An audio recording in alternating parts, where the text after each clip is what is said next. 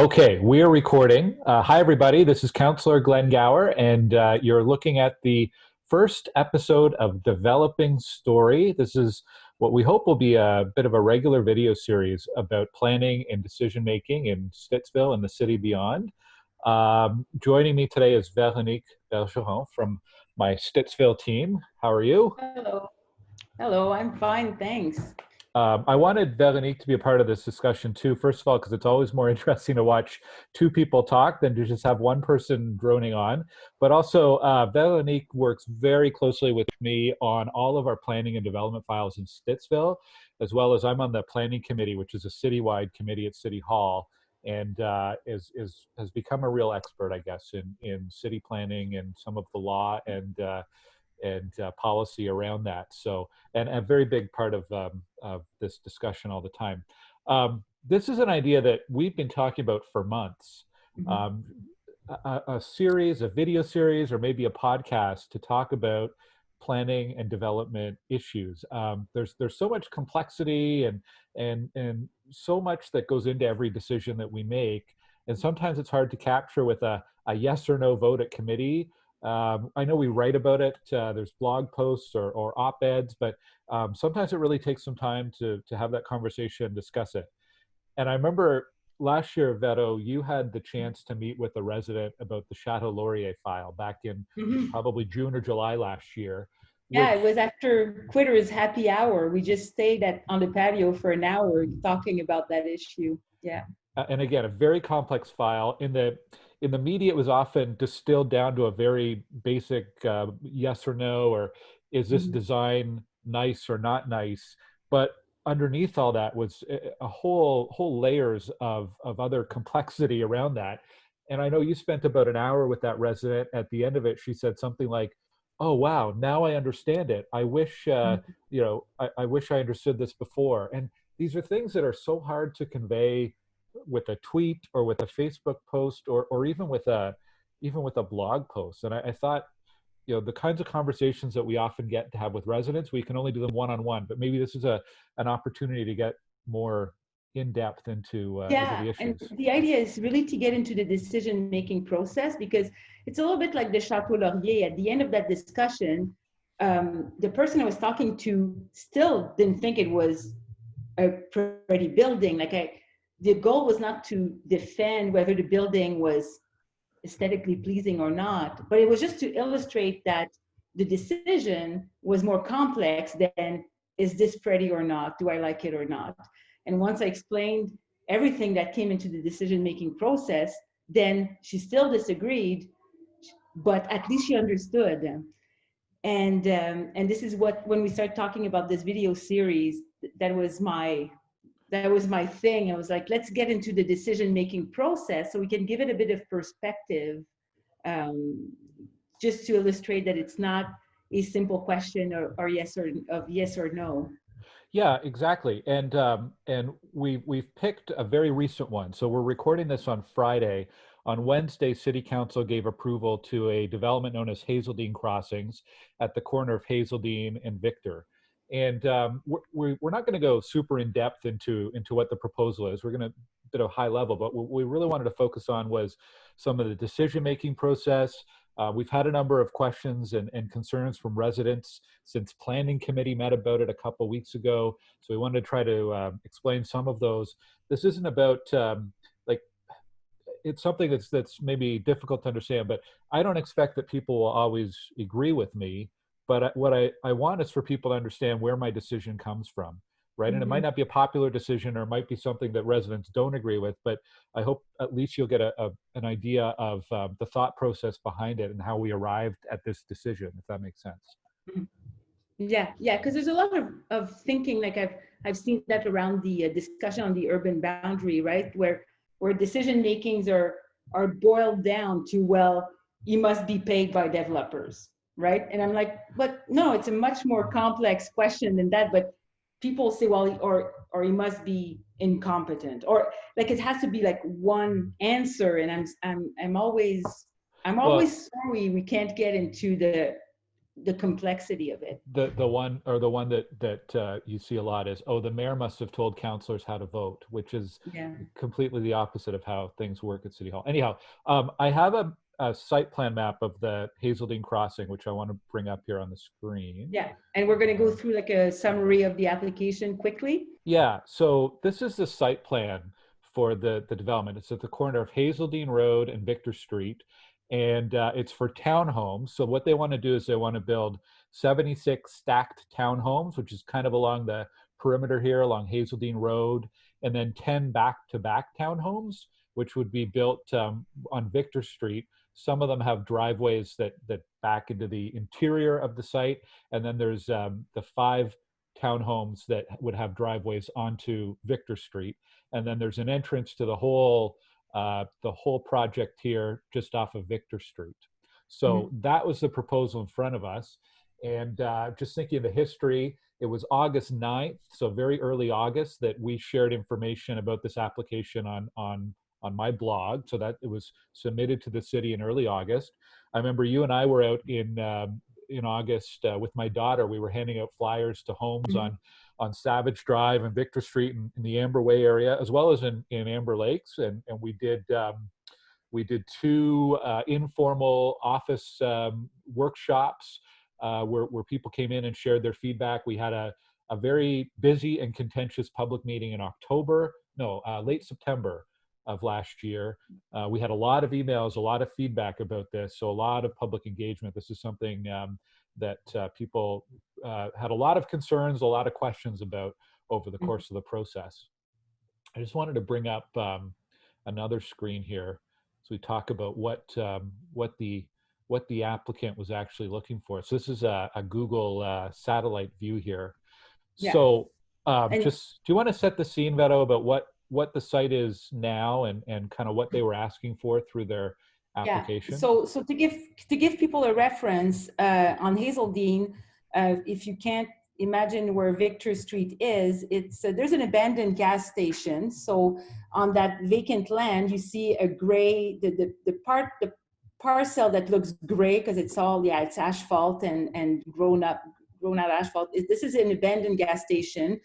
I think one of our first case file when we came into office was like Nazi graffiti. Yeah, pretty offensive graffiti. Yeah. Yeah, that's right. So right away, this is a gas station that needs to go, and is an eyesore on its best day, and on its worst day, it's used for hateful propaganda, basically. And then right next to it, there is a vacant parcel. The zoning for those 2 parcels is different. The zoning on the gas station, is GM. You can see this is general mixed use. And the zoning on the greener parcel, if you will, is R4, which is residential 4th density.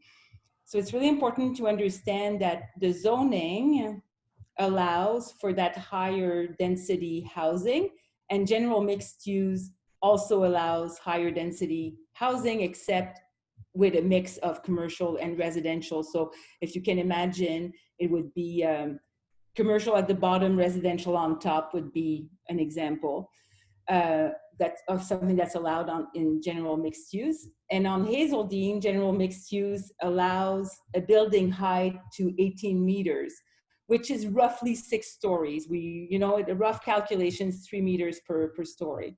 So on that general mixed use parcel, you could build a 6-story building that has a mix of commercial and residential. And then the R4 is residential 4th density, which is higher, like stacked townhomes, and I think it's 4 or 5 story R4. I believe you go to 4 stories. Yeah. And so what the person who purchased both lots wanted to build only residential and stacked townhomes. And townhomes and stacked townhomes. So all in all, it was like our first thought when we saw the application was that a residential development was a much better fit, because all around those 2 parcels are residential streets. So there are condos in Amberwood And we have Victor and Denham, which is completely a single family homes. So we thought that we expected that townhomes might not be very popular because people who live in single family neighborhoods tend to not like when there are townhomes coming to their neighborhood. But in the context of what's allowed for the site, we thought that a residential development was probably less disruptive than a commercial or a mixed-use one. So yeah, so that's where we. I wanted to dive into something on the zoning because it's one of the comments we've received a lot, not just in this application, but anytime there's a zoning bylaw amendment. And often we hear things along the lines of, well, why can't they just go what the zoning says? Why can't they just do what the zoning says? Or why is the city allowing them to change the zoning? And I think it's worth chatting a little bit about what zoning is. So the city has all sorts of different types of zoning that are applied citywide. So you've talked about the general mixed use, there's arterial Main Street, there's R4 zoning, which is residential, there's R1, R2, R3, it just changes the density and the building type. But it's kind of this one code that gets applied on all sorts of land across the city. And zoning can't really be a one size fits all. You know, if you look at, for example, Victor Street, where Victor Street isn't a straight street, it's got a bit of that jog to it. There's different site conditions or different contexts of where the land is that might make it so that a standard zoning doesn't really make sense. I'm thinking we had an application on Stittsville Main Street, and they wanted to change the zoning because the actual existing zoning wouldn't allow them to build the patio that they wanted, you know, for like an outdoor restaurant. So there's a case where it actually is a good thing that the zoning can be adapted and changed and have that flexibility to have better development for the community. Most projects, residential, commercial, retail, business, most projects conform to the zoning and don't even come through planning committee and council because they already meet the zoning requirements. The stuff that does come through planning committee and council are where the applicant believes that a change to the zoning would make for a better building, would allow them to build a building that makes more sense in the context of the land that they own and also the broader community. So, Yeah. in this, I think that I was going to say, I think a lot of people think that the zoning should be predictable, which I agree with. Zoning gives a sense of predictability to what's coming, to what can be built in a place. I always take exception with the suggestion that zoning should be non-negotiable and inflexible because of that context, right? That context piece. And if we want the flexibility to make things better than what zoning suggests, then, like I said, we make the zoning flexible, and in some cases it's going to be better, but in some cases people are going to disagree. Like, we have to take that flexibility with the good and the bad. But I think overall it's better to have a flexible code than a very rigid one that does not allow for exceptions. well, and then it comes to planning committee and council, and we're deciding, is the requested change in zoning reasonable based on all the factors? Is it reasonable? There were two main things that this applicant, this builder, was looking for in the zoning change. There was parking, which we're going to get to later, but it was also about changing the general mixed use to an R4, so that both of the sites, the empty site and the old gas station site, would all have the same zoning. And I just want to give this is a really clear example why this is a good thing. If you think about that map where the gas station is, that's currently zoned GM, so general mixed use, and it's a specific type of it. I'm going down in the weeds here, but I wanted to show you something. I'll share the screen. I just did a search on what is actually allowable in a GM4. So a zoning tells you a lot of things. One of the things it tells you is what kinds of uses are appropriate in that zone. So where that old gas station is, that piece of land has all sorts of uses that are allowed. And some of these uses could be simultaneous. I know the one that stands out to me, of course, is a nightclub on that site, auto dealership, a bar, a car wash, an artist studio. So general mixed use is one of the most broad zoning types possible, as well as businesses. There's all these residential uses as well. So what the Like applicant said was, let's change the zoning so it's no longer going to be all these different business uses that are allowed. It's only going to be residential uses as part of the R4. And I'm just going to scroll up here. This is all the different types of housing that would be allowed in the R4 zone.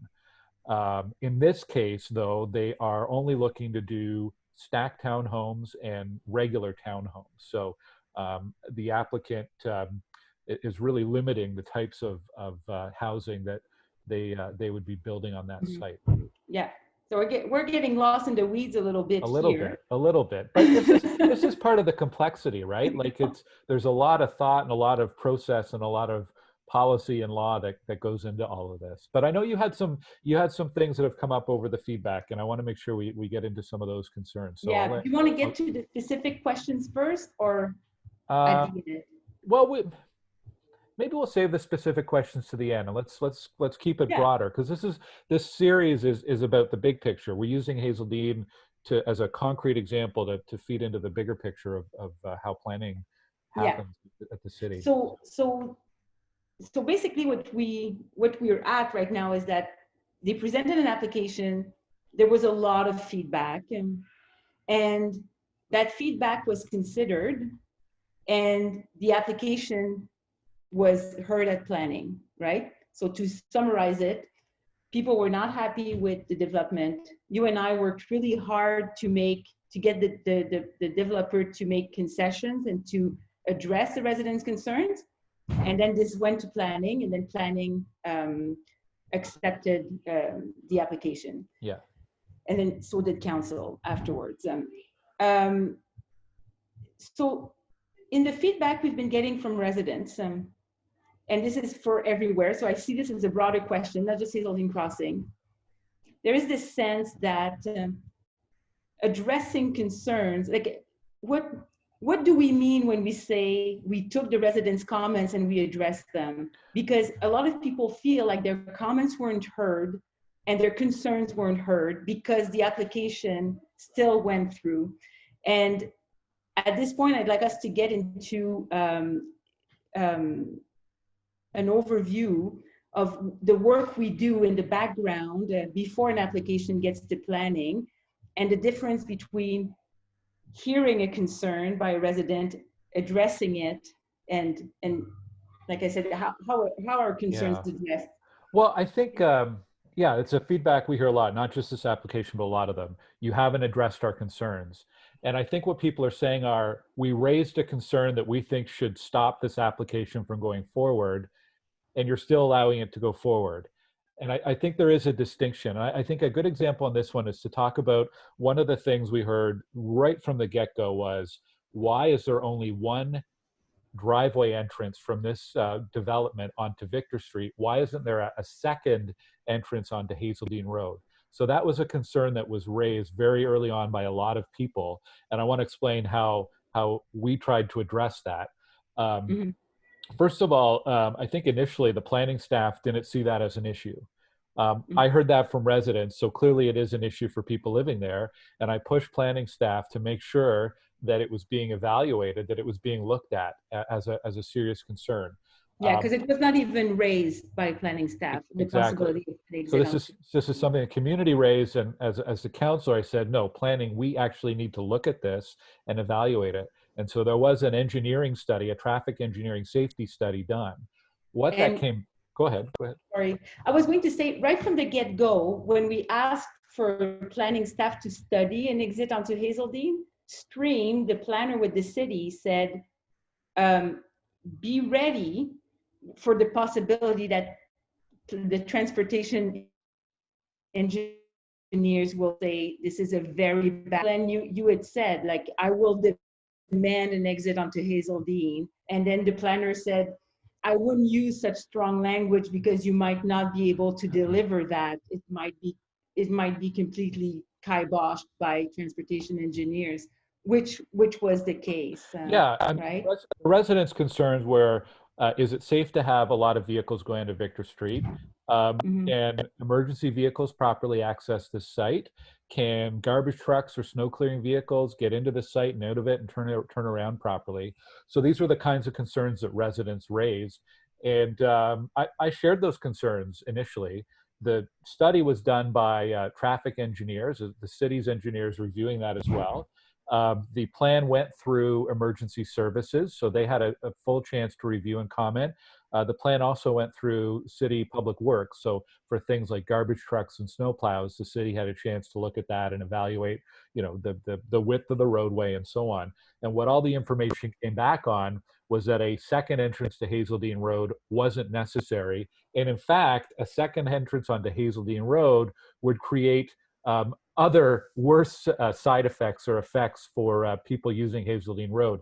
If you can imagine how busy Hazeldean Road is, to have more vehicles turning left and right, in and out onto from Hazeldean Road and into the Hazeldean Crossings and vice versa, would have created a lot more conflict between high-moving vehicles on Hazeldean and the vehicles coming out of the Hazeldean Crossing. So on balance, I think the right decision was made here by the planners, which was to say Victor Street is the safest way to have people entering and exiting this Hazeldean Crossings Yeah, development. and I'd like so in terms of the theme of this video and this video series, we talk about development and healthy development like at writ large, and I found that this example of Hazeldean, like the exit onto Hazeldean, was a great example of the interest of one street and one community in Stittsville, and you, as the councillor, you must represent the interest of the residents of Victor Street, but you also must represent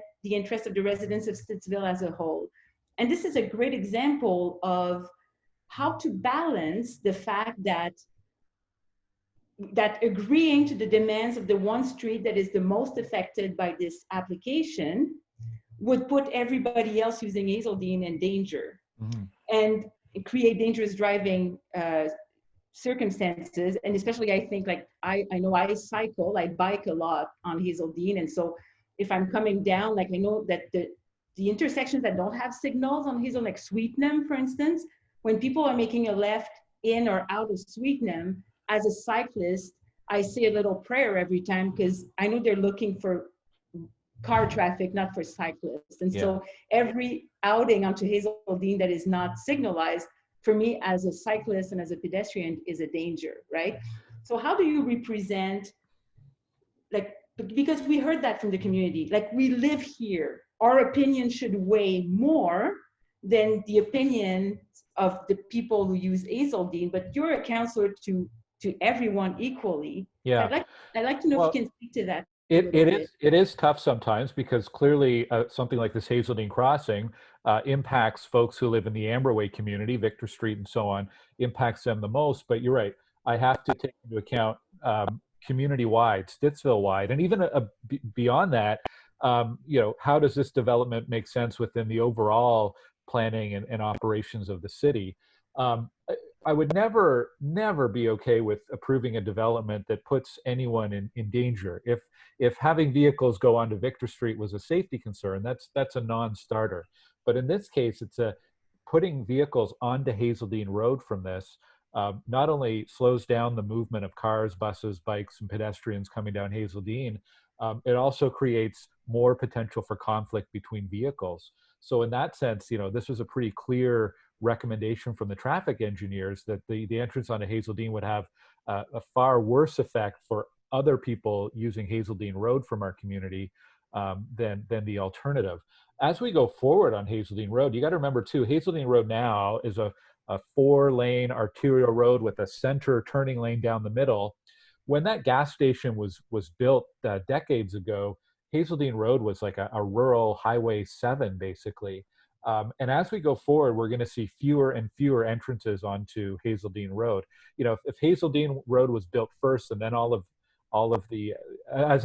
Hazeldean Road was built as it is now, you would not have nearly as many businesses entering onto it. So when there's an alternative to have the vehicles, the traffic going onto side streets for access rather than onto Hazeldean Road, that's the direction, or that's the approach that we're going to take going forward, so that Hazeldean Road can function properly as an arterial to move a high volume of vehicles. So that's a great segue into the next thing I wanted to bring up in terms of the decision-making process, is that in Stittsville, Stittsville was a village. It was part of Gower. It was amalgamated into the city of Ottawa. And so there's a very strong before amalgamation, after amalgamation, we have older communities. So Victor Street, for instance, and Amberway, the condos, they are, a lot of them are original homeowners who bought before amalgamation.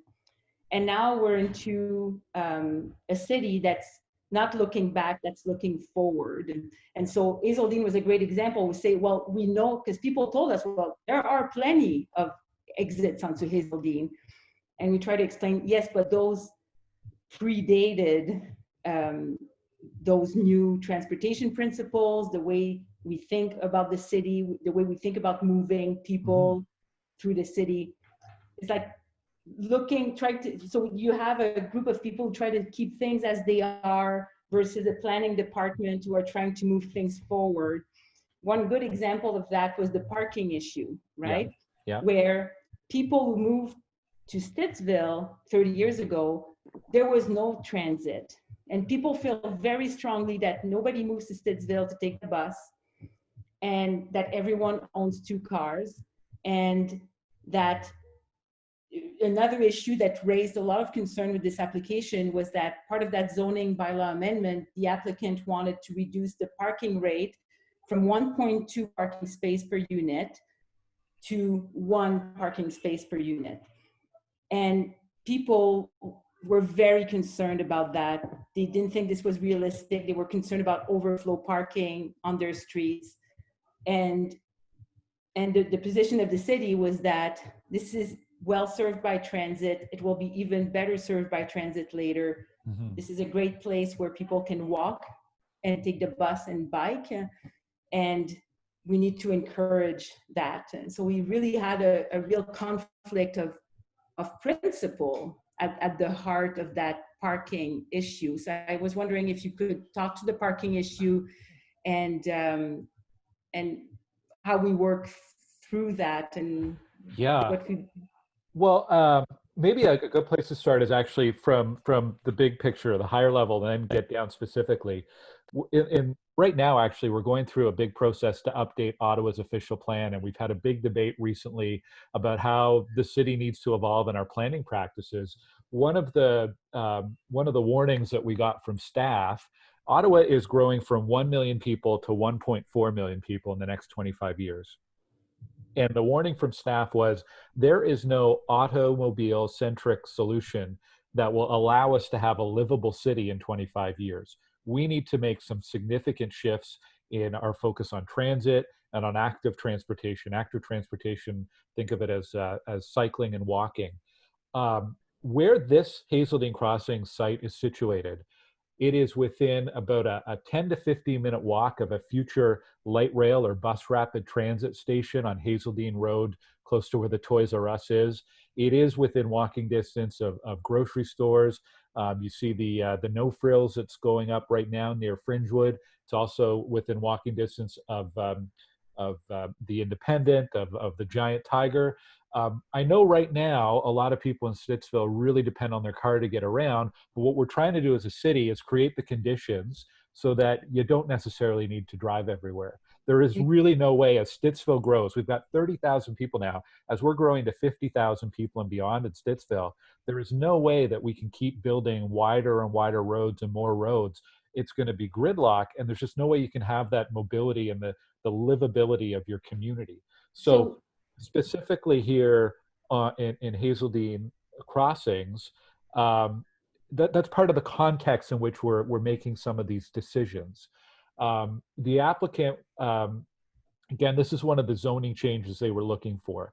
The zoning calls for 1.2 parking spaces for each of the stacked townhomes, but only 1 parking spot for those back-to-back townhomes. So the applicant was saying to the city, we don't really think it makes sense to have a different minimum number for both of them. And we are seeing changes to the market conditions, a lower demand for parking in townhomes and apartments. So we would like the planning committee to consider lowering the parking, making it one parking spot per residence for every one of those townhomes. In a practical sense, it meant instead of 76 parking spaces, it was, sorry, instead of 91 parking spaces, it was 76 parking spaces. So a difference of 15 parking spaces. In addition to that, there is visitor parking as well, but that's probably confusing the matter. And this was a big misunderstanding, I find. Well, some people understood that it went down from 1.2 to 1, but then in their argument, they would say everyone has 2 cars, like we cannot go to 1 parking space. And that's something that I found very hard to communicate, is that the bylaw as it is does not require 2 parking per spaces, like it per unit. It was always 1.2 and going down to 1. And so I know that some people have argued that they never asked for 2 parking spots per unit, but we did get that feedback a lot, that there should be 2 parking spots per unit. We had, I mean, the feedback about parking was something we heard immediately when this application was published, right? When it was first submitted. We heard it at the public meetings, we heard it through emails, we've heard it leading up to the planning committee decision. And it was something that I was very concerned about. For folks who are following this closely, I wrote comments in the report that went to planning committee saying that generally I'm very supportive of this application, but I'm still not convinced on the parking piece. So I want to just explain the process or my thinking there. So when an applicant proposes a development, they have to write what's called a planning rationale. For this one, in that rationale, they said we would like to change the zoning so that the parking requirements go from 1.2 parking spots per home to 1 per home. And we believe this is justified because the market, the demand for parking spaces in this type of housing is going down. And we're seeing in other parts of the city that 1 parking space is enough. To me, just to write that in a report and say, hey, we think it's reasonable, wasn't enough of a justification. I think I used the word wishful thinking in my notes. I went back to the applicant and I said, show us the data. If you think it's reasonable, show us what you're basing this on. I can't just take your word for it. Show me what you're actually basing these assumptions on. I think that report lit a bit of a fire under the applicant because within about a week or two, we were provided with that information. So they looked at recent townhome developments in Stittsville, Canada, and Barrhaven, as well as apartment developments, and that have been approved by the city with 1 parking spot. And we were satisfied through that. We had the city planners look at it as well, that the information that they gave us was reasonable and made a lot of sense. One comparable example is on Stittsville Main Street. It's known as Reverie. It's next to the Legion, across from Ivan's. Those were all approved with 1 parking space per home. Yeah. We have not seen any issues with overflow parking there. The Legion does not see overflow parking. The strip mall across the street does not. It is operating well. There's no street parking. There's no street parking around there. So it's not because they've approved 1 spot per unit and then people are parking in the residential streets. Yeah. There aren't any, like.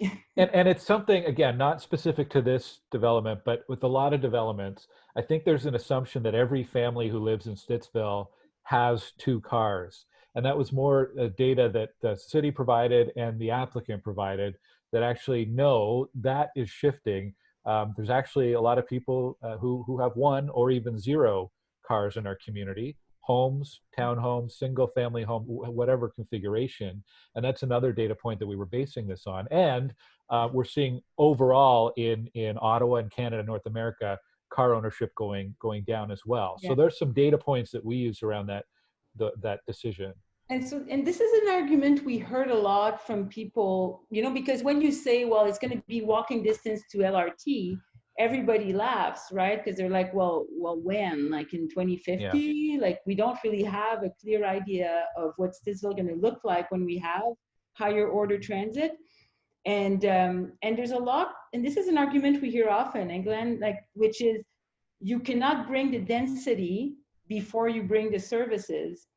And it's really hard because we can't bring the services if we don't have the density. And our communities like Stittsville were built at such a low density that it's making servicing very expensive, right? And now there's not an appetite for the rest of the city to fund servicing suburban communities. I was wondering if I could share my Venn diagram of Yes, low for density sure, and for sure. okay, just give me a second.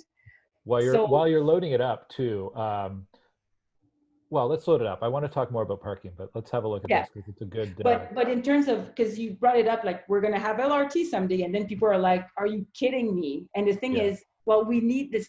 The "Are you kidding me" mentality comes from the fact that we're too low density to bring higher order transit quickly, and we need that density to have it. So in that Venn diagram, it's like what people want, right? Low density, low taxes, and stable services. And we see in the intersections of those Venn diagram what the trade-offs are. So if you're a resident of Victor Street and you're like, I want low density, it says, well, what trade-off are you willing to give? Would you like us to increase your taxes so we can bring transit faster, or to cut services, right? Yeah. And it's important for people to realize that the intersection of all three, low density, low taxes, and stable services, does not exist. And so we're in a bit of a pickle in Stittsville, where we built a low density community where it made sense for a long time to just get in your car in the morning and drive downtown for your work. And as the city grows, this is becoming increasingly challenging. We often hear about people like, I think I saw an email recently or a Facebook post. I said, my bus commute is 1.5 hours. What are you going to do to reduce that? And I was like, well, how long is your car commute? Because that's what it is, right? It's 3 hours of our days. So it's like, we need to undo those, that we need to bring more density to the suburbs so we can bring better services, so we don't have to increase our taxes. I And think it's hard for the people who are in the middle of that transition, I find. yeah, I think one of our next episodes should be, why can't we just stop growth? Why can't we just stop any new growth from happening in Stittsville? Which is a whole other Yeah. conversation. And I think that should probably be episode 2. Could we just stop growth and keep it as it is? But we'll park that idea for the next time. So on the parking, so just to recap, we were provided by the applicant, and this was again reviewed by city staff, and we dug into it as well, so the justification behind going to one parking spot per home. And I was satisfied that based on the market information that we had in front of us, that this is a reasonable request. That said, I think there is potentially a risk that in the short term, there is some overflow parking. The last thing I want is to have people parking on Victor Street and have by law or my office getting call after call about cars that are parked there overnight or taking up room on the street. I don't want to deal with that. And I've seen it on other streets in our community as well. And so we also push the applicant for additional measures to mitigate, I guess, a backup plan in case some of the buyers of these homes, despite signing an agreement of purchase and sale to acknowledge there's only one parking spot, if somebody happens to have 2 cars and thinks that they can hide their cars somewhere or move it around the street, what else can we do? One of the important things is the applicant has leased overflow parking spaces across the road, just at the intersection of Hazeldean and John Woods. There's another commercial space there. They have leased parking spaces there at least until 2023, is it? August 2023? So there's a bit of a backup there in case there is overflow parking required. They're also providing all of the home buyers with a bus pass. Now, do I expect that every one of those buyers is all of a sudden going to become a transit user? Well, no, but it's a reminder, or it's an incentive, or it's an encouragement for them to use the buses. And they are on if you're using the buses in rush hour in Stittsville. It is a Hazeldean Road is a street that is well served to be able to get from Stittsville to the core of the city.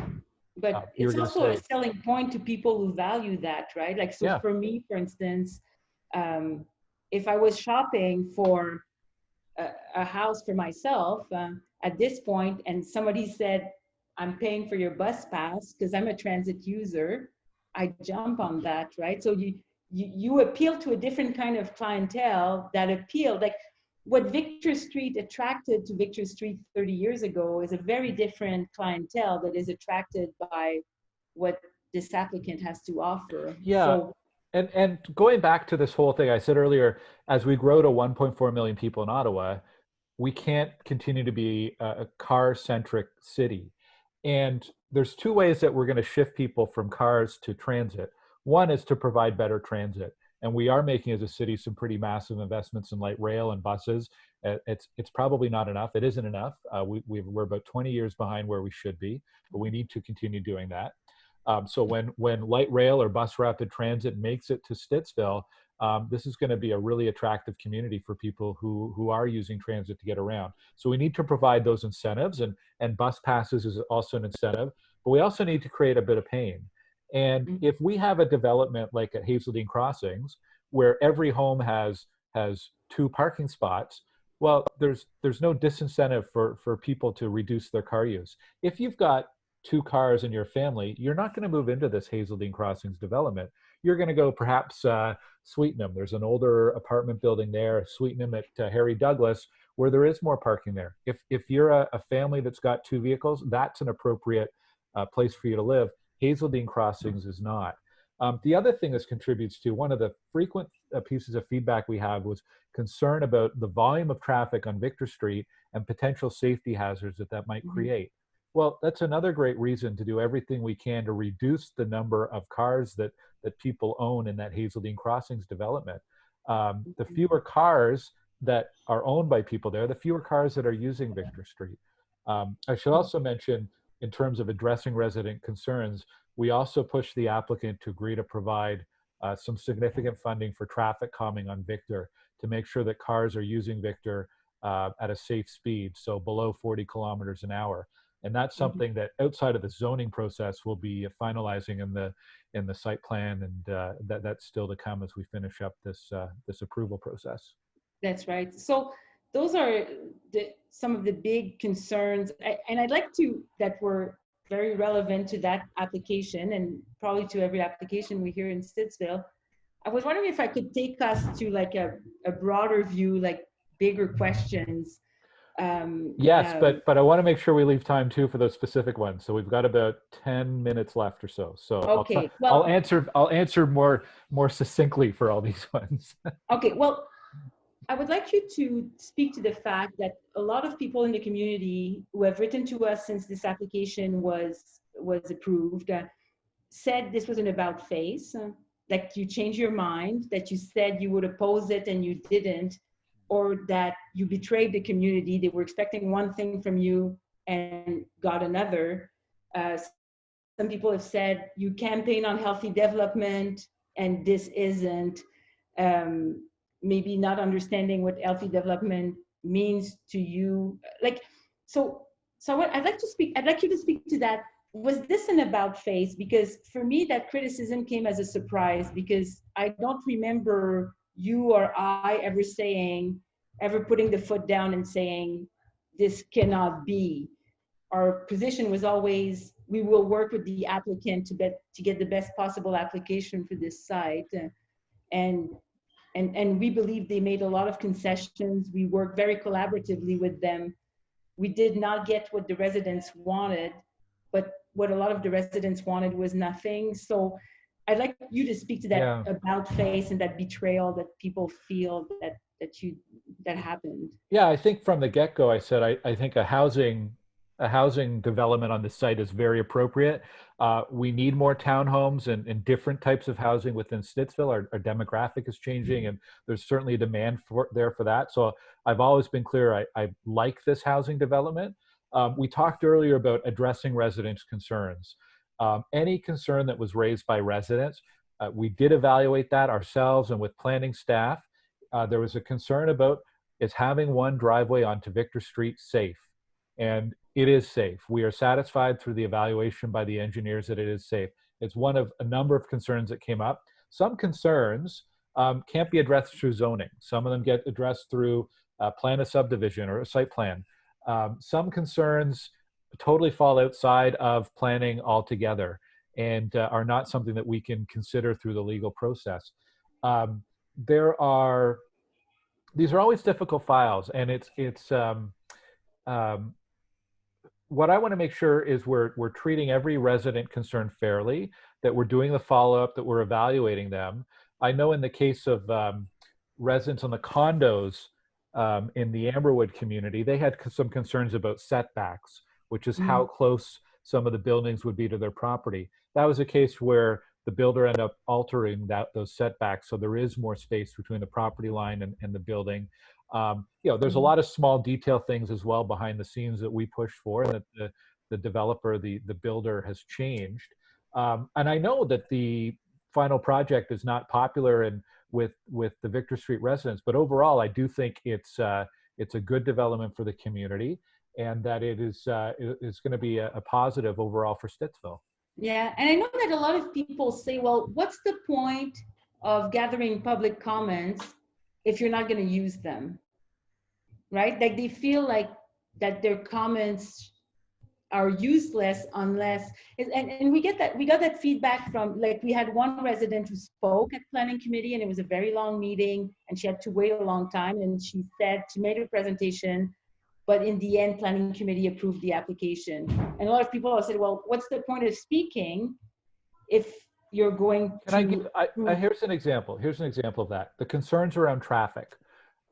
This development, this proposal was too small to trigger the need for a more detailed traffic assessment. If it was not for the concerns raised by residents, there wouldn't have been a traffic assessment. Because of the number of people that brought up concerns about traffic safety on Victor, the planning department required the applicant to do a more detailed traffic assessment. So there's a great example of why the public input is so important.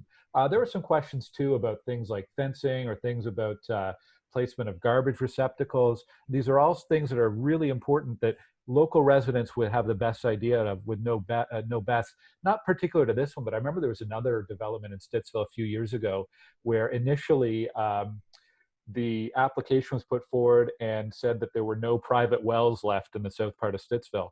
And it was public feedback from residents that pointed out that, oh yeah, there actually are wells and this needs to be considered in the development. So there's always things that people raise that wouldn't be immediately obvious to me as a councillor or to the planning staff or even to the applicant. So it is an incredibly part of the process. Even if we can't, even if what's raised doesn't mean a stop for the development or legally can't be altered, it's still really important that people get involved and share their feedback. Yeah, okay, that's very good. We must be getting to the end. Okay. Time flies. I know, like we have rapid fire questions I want to get through, and then a final question I have, a final personal question I have for you. So which one do you want first, personal question or the let's do the rapid fire, and I'll answer as quick as I can. Okay, so where are my rapid fire questions? Okay, so we talked about the overflow parking and for how long. Yeah. So some people took issue with the fact that the overflow parking is temporary and not permanent. Yeah. And I think the answer is because we don't know if it's going to be needed. And so if it's needed... It's there until 2023 at least. It could be extended. I think also as transit continues to improve and conditions change in Stittsville, it won't be needed in the long term, but it's there as a mitigation. If we need it, it's there, and it can be extended if it needs to be. Yeah, and if the temporary measures and mitigating measures don't work, then what? We have other ways we can deal with it through bylaw. We can look at extra signage on Victor Street and extra bylaw enforcement. People are not allowed to use the street as permanent overflow parking. So if that happens, we'll address it through bylaw. I think you've frozen there. So as we're waiting for Veto to come back here for a moment. See, this is recorded live, so you never know what's going to happen. We'll give her a moment to come back here. Veto at her house, an interesting thing we've learned is when somebody uses the microwave at her house, it tends to interfere with their internet. So I wonder if that's what's going on right now. We'll give her just a sec. What I'm going to do, actually, I'm going to pause the recording until she returns. So stand by. Okay. Okay, I have resumed recording and you're back. Was it your microwave that? No, it wasn't my microwave this time. It was just my Wi-Fi that Okay. decided to take a break. Okay, we're almost out of time. So you have a few more rapid fire. I've seen these before, by the way, for full transparency. So I Yeah, kind of that's know what's right. coming at me. Yeah, We talked about how a driveway onto Victor is less disrupted than an entrance onto we did. Hazeldean, and We the answer covered is that. it depends on who. Soil contamination, is it being cleaned up? It is. In Yes. fact, it has been cleaned up. So that was part of this whole process. They have it was very shallow soil contamination from the old gas station, and they've removed the soil and taken it to a safe disposal site. So that has been done. Yeah. And then we had a question, which I think a lot of people have in different contexts. Can't believe you're promoting bus ridership in a time of COVID. Oh, Um, and also can't believe we're promoting higher density in the time of COVID. And it's really two things, right? It's well, the first of problem with all, COVID is density versus crowding, and yeah. also bus ridership is there's no more room.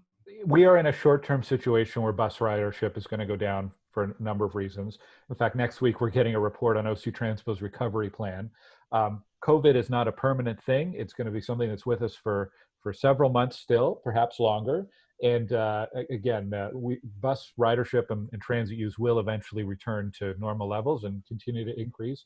Yeah, in terms of should we be approving higher density, it is not about density. It's not about how close houses are. It's about crowding.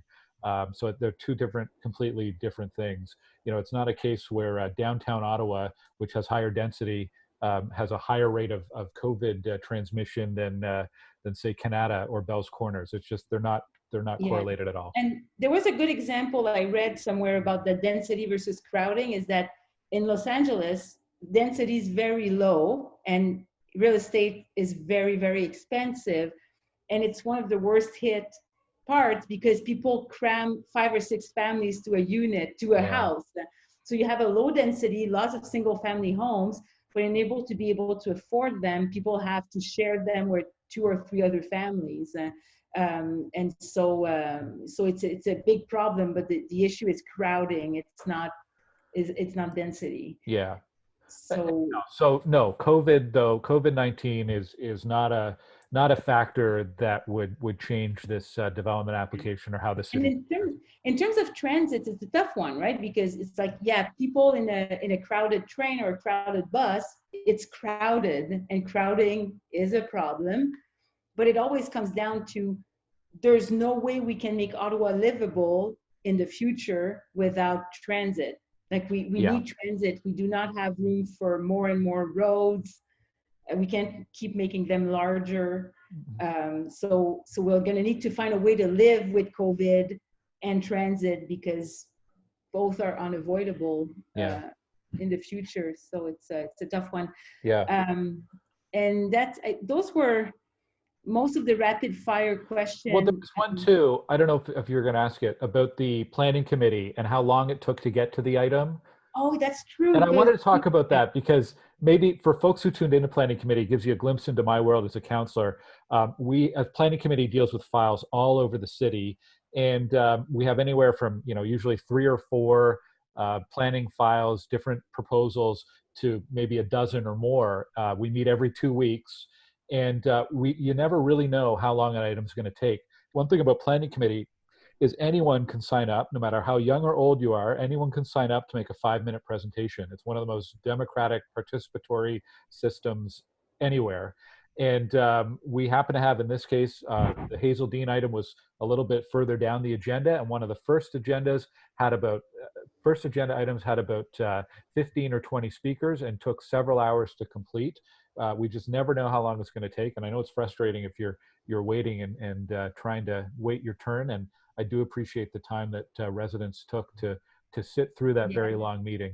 Yeah, because we had an email from someone who said, well, we waited 4 hours and a lot of these delegations for a previous application were repetitive. And I wanted to say, well, yeah. Who wants to be the counselor telling someone, oh, we heard this already, so you can skip your turn, right? Yeah. Like we let everybody who wants to speak. That's I think the best practice. That's how it works. I have to apologize for the noise in my house. I'm right next to my garage. People keep coming in and the door keeps slamming and slamming. By the way, I like the Stittsville map in your Yeah, there you office, your go. home That's the office. one thing once they closed everything down, it's like, the house was the office was on fire and I was rolling my Stittsville map and leaving with the only thing I took with me when they closed down the offices.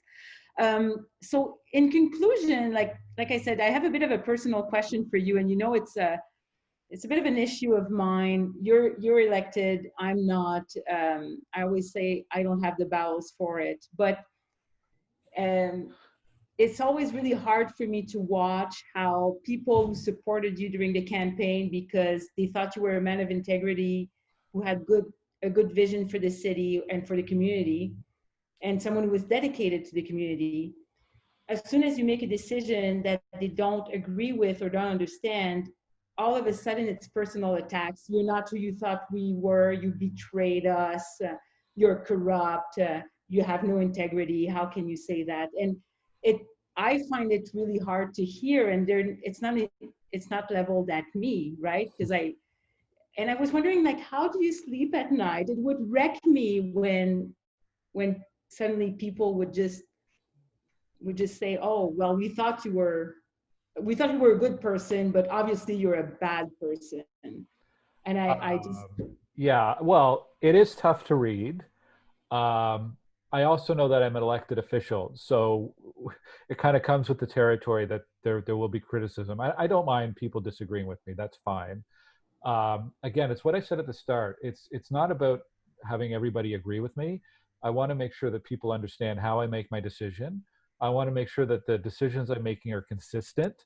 One of the toughest things I've learned over the past year and a half is the popular decisions are often the easiest. And when they're unpopular, you do get a lot of criticism, a lot of pushback.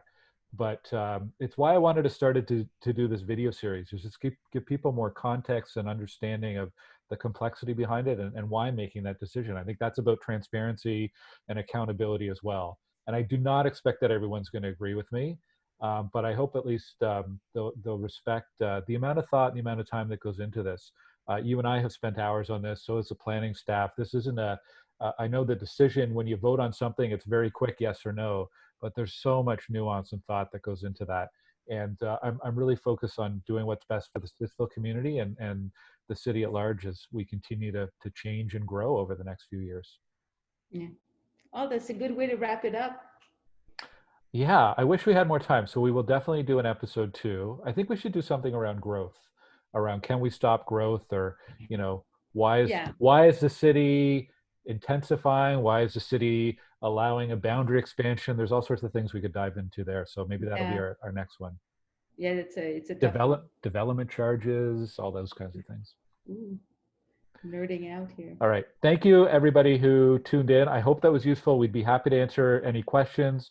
Best way to reach me is by email, glen.gower@ottawa.ca. It is taking us a little longer than we would like to get back to people. We've had hours and hours of committee meetings on top of all the inquiries that are coming in and our response to COVID. So it's a busy time. Thanks for your patience as we get back to you. And I hope you have a great day. Take care. Bye.